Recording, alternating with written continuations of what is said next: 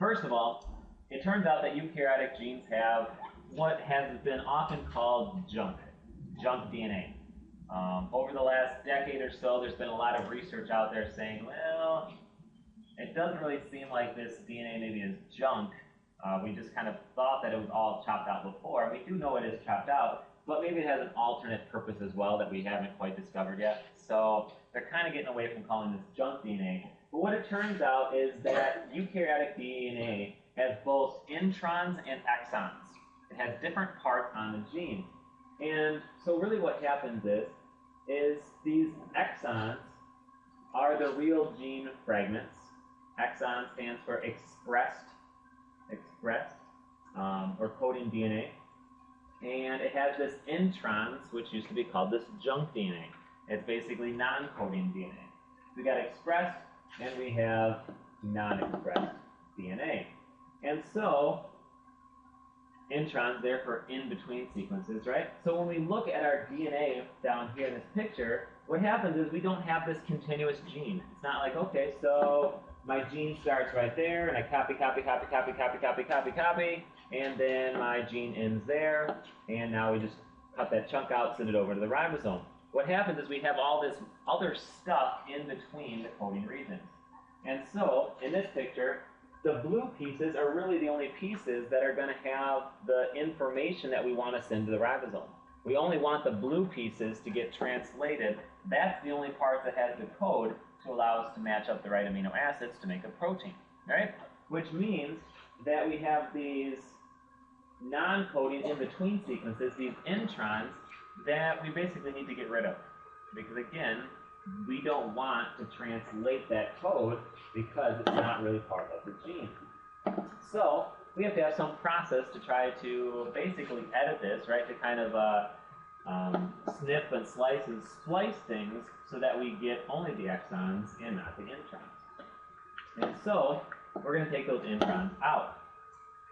So that's where messenger RNA splicing takes place. So again, the thing that we made just with our RNA polymerase, because RNA polymerase took the DNA, we don't want to chop our DNA apart, right? So we don't want to take our DNA and say, oh, we better, chop out these introns, and we'll see why later. We want to transcribe it. So we basically transcribe the whole thing and say, okay, well, let's just get the whole thing down in RNA. And then we go back and say, okay, now which of these matched up with the introns? Let's cut them out. That way our DNA is still preserved, and we didn't, wreck our DNA or do something that we shouldn't have, but we can still end up with this mature RNA. And so we take our DNA, right? Well, we'll get to that diagram in a second. And so this is called post-transcriptional processing. So it's kind of an in-between stage between transcription and translation, right?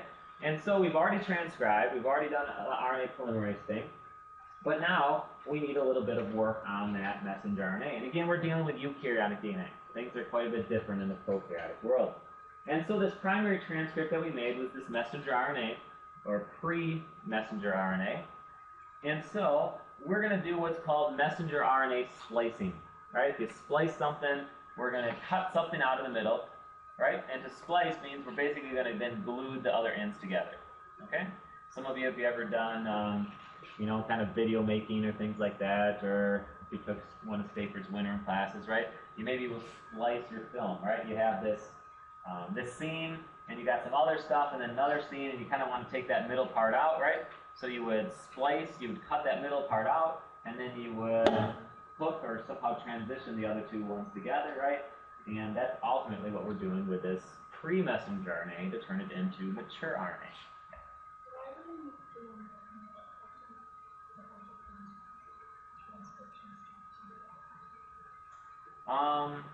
So why can't the ribosome follow this DNA and just skip the gaps, skip the introns, or what do you? Well, so like I don't know. I guess like you need the introns and exons. We'll see why introns might be important. I mean, I can't tell you why introns are there because, well, I'm not God, but I mean the introns are there, so we got to deal with them. But there is some interesting things in terms of trying to get ahead of ourselves. We can splice in different ways, okay? And then also that idea that these introns are doing something as well, but we're not 100% sure. But we're pretty sure that there's a purpose for them, that they're not just really junk and just thrown in the middle here. And they're just kind of trying to figure that out. So since they are there, but if you put those into your messenger RNA, you're going to get all these extra amino acids transcribed or translated into your protein, right? And that's going to make your protein a completely different thing. Now, in terms of, we talked about yesterday, I think it would just be too complex. There's the mechanism of RNA polymerase isn't able to just, basically messenger RNA can't recognize where the introns and exons stop, right? It's not its job. So it just starts at the beginning when it gets a start transcript, and it goes all the way until it gets an end transcript, and that's what produces our pre-mRNA. So there's always like the RNA strand and then mRNA just takes up it. Right. Once it's mRNA, then we take out the introns. And so this is basically the thing that we never talked about freshman year. We just kind of said, oh, we transcribe our DNA, and then the thing just goes to a ribosome and gets translated. But we have to edit it first. And so the first thing that's going to happen, still taking place in the nucleus, is that we have this extra machinery that's going to allow us to do an RNA splicing. This other machinery that's going to be able to recognize, oh, here's a junction between an intron and an exon, and here's another junction between that same intron but the next exon, and it's going to be able to take that, and it's going to be able to make cuts on both of those, cut the intron out, and then basically glue, bond, splice the two exons together. But RNA polymerase isn't able to do it, so RNA polymerase does what it's able to do, and that's just to make the whole transcript. Okay, so maybe that'll make more sense as we kind of get a little further on. And so, when we splice, we're going to edit out the introns. We're going to take out this information that we don't want translated because it's not part of the actual gene, right? It's not part of the protein we want to make. And that is going to make our mature transcript that we see down at the bottom. So again, on this picture, we got three things going on. We got our DNA. We're just looking at one strand, right? Because it's just the template strand. We get this would be considered our pre-mRNA, right? Still includes all the introns. But we still want those green or the orange introns, right? The orange introns to be spliced out. So we still have to talk about how that works. But we cut out the orange, we glue the green together. And now, obviously, we have a much smaller transcript. But now it no longer contains that extra information. And so now when that goes to a ribosome, now we can just start to read the codons. We get the correct amino acids in the order, and we're going to form a protein. So it's a little bit more complex than we usually give it credit for. So we go from DNA to pre-RNA, and then to mature RNA. Okay? So let's see how that actually works. So first of all, it was these guys that kind of discovered this back in the 70s. They did receive a Nobel Prize in 1993. And so basically, they were working with a common cold. They were also working with this beta globin gene, which basically deals with hemoglobin again, and it deals with carrying oxygen. And what happens is if you get a variety of it called beta thalassemia or something like that, you end up not being able to carry your oxygen very well. Very similar, we talked about sickle cell anemia a lot, right? Very similar problems occur. Sickle cell anemia is different because that is it's considered qualitative because basically you're making the wrong shape hemoglobin or the wrong shaped blood cell so it can't carry hemoglobin. This is considered a quantitative error because you end up making, it can't carry enough of the hemoglobin. Okay? So you end up basically with the same effect, some of the same side effects as what we talked about with sickle cell anemia. But why this is important to you is because here's what our normal gene is going to look like, and what they're showing here is these would be the introns, and you've got these exons that are going to splice together. Well, if you have an error in this splicing mechanism, and you end up with some extra DNA that's an intron that we should have spliced out, but we didn't, well, now your mature transcript has some extra information in it, right? Which is going to get translated, which means you're going to get extra amino acids. And if you get extra amino acids, your protein's going to fold differently, right? And so that deals with some of their work that they did to kind of show what happens if you don't regulate this process, okay? And so when we want this splicing to be accurate, we obviously don't want mistakes to happen because a single base, as we did some mutation stuff in chapter 9, right? A single base added or lost is going to throw off this reading frame, right? It's going to throw off our codons. It's gonna, we kind of scrambled that sentence on the board the other day, right? And so same thing's going to happen to your DNA. If you get any extra bases in there, it's going to throw everything off. Not to mention, it could also add some additional amino acids. And so if we kind of look at this, so here's some code here. So we have, I'm just kind of remember here. So what we did here is this was our intron in red here. This purplish is what your book was calling the consensus sequence. I think you had to, I think that was for today. Maybe it was for yesterday. You had to kind of define what the consensus sequence was. And that's basically that border between the intron, the exon and the intron and the exon, right? And so basically we want to splice this, this red out. And then if we send our mature transcript over to the ribosome, and we start to read codons, which is 3 at a time, which gets more into, I think, 10.4, which you're reading for tomorrow. And so AUG, CGG, and we start to figure out what those amino acids are. We're going to get methionine, arginine, serine, aspartame, lysine, glycine, and histidine, right? So, okay, so what's the big deal about that? Well, the big deal is if we start to do that splicing wrong, right? If we splice something wrong, and so here's our same thing we're going to try to splice, right? Let's splice the red out. Well, if you didn't quite get that whole intron out, we accidentally left that G, right? So now we got 3 G's in a row. We only wanted 2 G's in a row. So we still have a tiny little bit of intron in there. Well, now when we break it up into our groups of 3, you can see that our reading frame is different, right? Our groups of 3 are different. So now if we try to translate at the ribosome level, methionine is the same, arginine is the same, but then all these other amino acids after it, valine, arginine, and all of a sudden we got a stop codon, right? It wasn't supposed to stop there, right? It was supposed to continue to go. And you remember what kind of error this would be? Factor 9? It is a frame shift. That's true because it did shift the frame. I was thinking more in terms of, we talked about 4 categories: silent, missense, nonsense. Actually, one of those 3. I would think that this would be a nonsense, right? Because it's going to stop early. Okay, I would agree that it's also a frame shift, though. And so again, you want to splice very carefully. Now again, you know, if you're splicing these large stretches of introns and exons, it's probably not just going to be 1 base extra, right? Maybe you miss a whole intron. Maybe you accidentally dip into your exons a little bit. Maybe you leave more bases. But regardless, it's going to mess things up as you do that. So we have very specific machinery to do this. We got things called Smurfs. Smurfs. And I don't think you probably have to know the real name of a Smurf, but it stands for, if I can get this right, small nuclear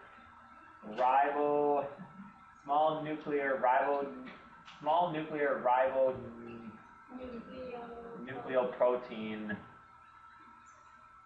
particles. I think is what it is. Small nuclear ribonucleoprotein particles. So we just call them Smurfs, okay? And what these things are going to do is these contain what we call small nuclear RNA, which will be abbreviated snRNA. That's a fairly easy one to remember, right? And it also contains some proteins. And so this Smurf is basically a mixture of protein and RNA, and it's going to help us to splice out the introns. And so what it does is here you can see your small nuclear RNA, and you've got the protein kind of in the background, and so the whole thing combined, we say that complex is the Smurf, right? And so notice this is at the consensus sequence, right? Here's my exon, here's my intron, here's my exon, and so what it's going to do is it basically binds on each side in each of the consensus sequences, and it's going to help to kind of, it's going to bring them together, right? So these guys are going to come together, which basically brings my exon on one side to my exon on the other side, right? And so this is called a spliceosome, by the way, this complex of all coming together right here, okay? And then you can kind of see that the intron is now looped up, and it's basically bringing my exons together. So it snips this intron out, right? It's taken away, it's snipped out, and then it attaches the 2 exons together. And of course, you're going to have several introns in a gene, so this is going to be happening in several different spots. But we're getting rid of our introns. Then the pieces of our Smurfs and spliceosomes, etc., go and they can find another intron and keep doing the same thing. And so when we've taken these introns out, that's what gives us that mature DNA, or sorry, RNA, or mature RNA. We've got rid of all that somewhat junk material. And so, again, this complex is called the spliceosome, right? It's splicing. It's got several of our Smurfs hooked together. And again, it can recognize and splice that site sequence or that consensus sequence and allows that intron to be removed. So what it comes out to is, that's a little bit more confusing picture than we learned back in sophomore year. And so, ultimately though, the simple way to say this is, we're basically cut and pasting, right? We're cutting out the intron, we're pasting the exons together to get our mature DNA. Now, one last point on this, and maybe this comes back to what Annika was asking, maybe not, but this allows us to do things that we wouldn't normally be able to do either.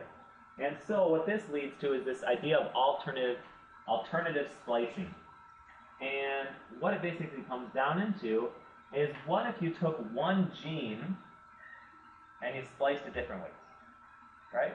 In other words, in some instances, for this particular gene, for whatever, all of this stuff is introns. So we're going to take all the introns out and only keep the exons, and that's our functional transcript that's going to make a protein. Well, what if in another situation you take that same starter stretch of DNA, but you say, we're going to take out most of the introns, but we're going to leave this intron in, and this intron in. Now you have a different mature transcript, right? Now you're going to make a different protein. And what if in another one you say, okay, well, I'm going to take out these introns and maybe even a couple of these exons. Well, again, now you have a different transcript, right? It's going to make a different protein. And so by splicing and snipping different ways, we're going to be able to take one gene and actually have one gene produce several different proteins. So alternative messenger RNAs can be produced from the same gene. No one really asked me this before, but we've said several times over the last, well, year here, that you have about 23,000 genes, right? Which is why it's about 1,000 genes per chromosome, right? How many proteins do you have that you make? 23,000? No, it's closer to 100,000. So initially, and it wasn't even that long ago, biologists basically hypothesized that you must have about 100,000 genes because you have about 100,000 proteins you make. And then it was discovered, wait a minute, you only have about 23,000 genes. So how can you have 23,000 genes and make 100,000 different products from those? Well, the answer's right there, right? Splicing, taking one gene, making several different functional messenger RNAs, therefore different proteins. And so, basically, sometimes an intron's not an intron. And that's where it starts to get a little bit weird, right? So, for one, it definitely means that it's not necessarily junk DNA if sometimes it's chopped out, but sometimes it's kept, right? And different segments can be treated as exons. So if we look at this picture right here, we have our DNA, right? So on one form, all right, so we got these exons, these colored ones, right? And we make our transcript, and you can see those. Well, now, and again, remember, we always transcribe it, right? So we don't splice things out first, we transcribe it first. Now we can splice things different. So depending on how we chop out some of those introns, right? So on this one, we kept the pink, we kept the green, and we kept the pink on the end.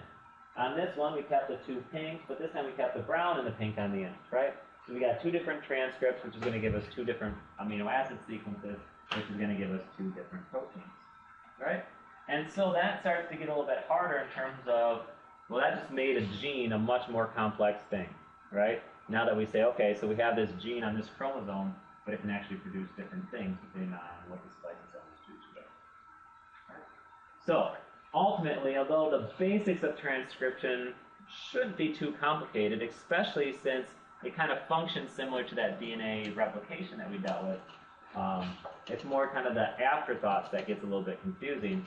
But then the second half of the story is going to take this now mature messenger RNA transcript and now say, okay, now you may go, leave the nucleus, find the ribosome, and start to translate. And that's kind of part 2 of the story.